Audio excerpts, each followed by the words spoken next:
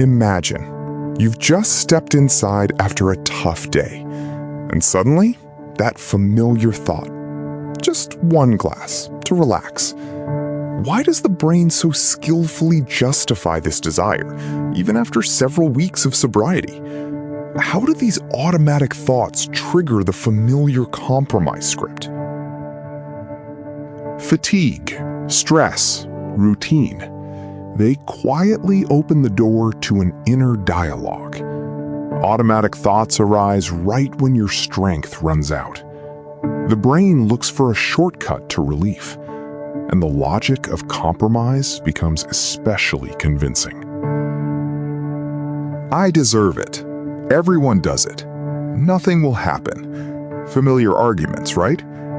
These form a chain of decisions that can pull you back into the old pattern. It's not about weakness. It's the work of cognitive distortions promising easy relief. When you write these phrases down, you see them differently. Noticing and recording such thoughts is already the first step toward control. Evening, familiar smells, the TV, and suddenly the brain suggests the idea of a small exception. At moments like this, the reward system strengthens the impulse, and thinking distortions become especially persuasive. The hand reaches for the remote, and the thought already justifies the compromise. It's easy to miss when autopilot takes over in moments like these. But there's a moment when you suddenly recognize this script. I've been here before. This isn't failure, but a signal. You can spot familiar traps.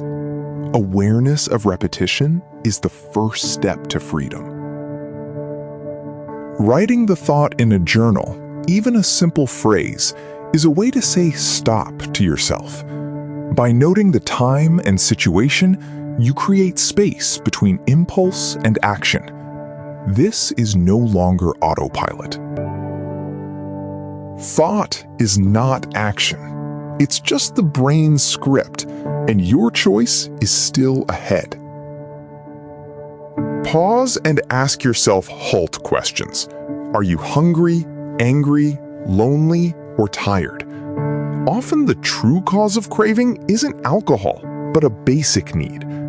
A short pause helps separate autopilot from real need. Look at the impulse from another angle. Is it a fact or just a feeling? Simply questioning the thought makes it easier to choose, rather than just giving in to the wave. You can choose a new action, even if the automatic thought has already appeared. Water instead of wine, phone put aside, a moment for yourself. This small change is your victory today. A glass of water and an open notebook. Simple things that support you in your evening routine. They become physical anchors, replacing the old pattern. Support comes even in small messages. When you share, you stop being alone with your thoughts. In Soberise, you can track every alcohol-free day. Your personal tracker helps you see how many steps you've taken and feel progress even on tough days. You leave your notebook open and the water bottle half full. The evening no longer dictates the old rules. After an argument or stress, the brain throws out the old script again. I need to relax. But you stop. Before acting, you record the emotion in your journal.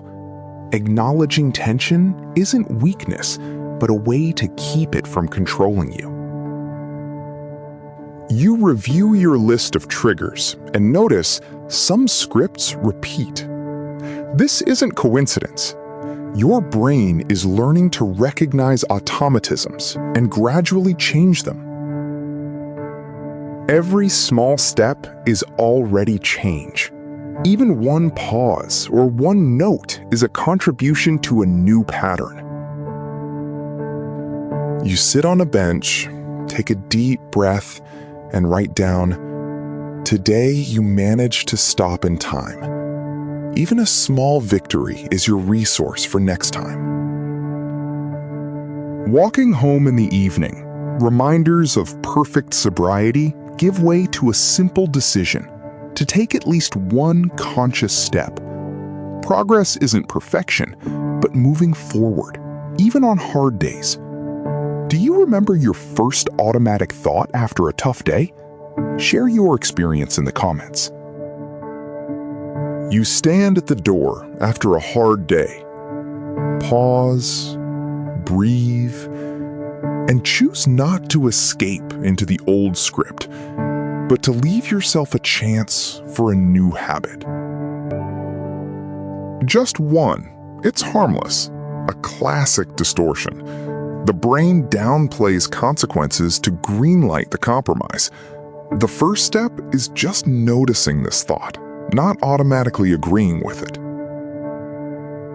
After stress or conflict, the inner voice often whispers, "This is my only way to relax." Naming your emotion is a way to break the automatic script. Over time, you'll begin to recognize these patterns early in the wave.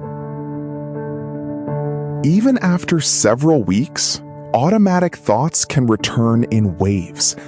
This isn't failure, but part of adaptation. If you feel strong physical discomfort or intrusive thoughts, see a doctor.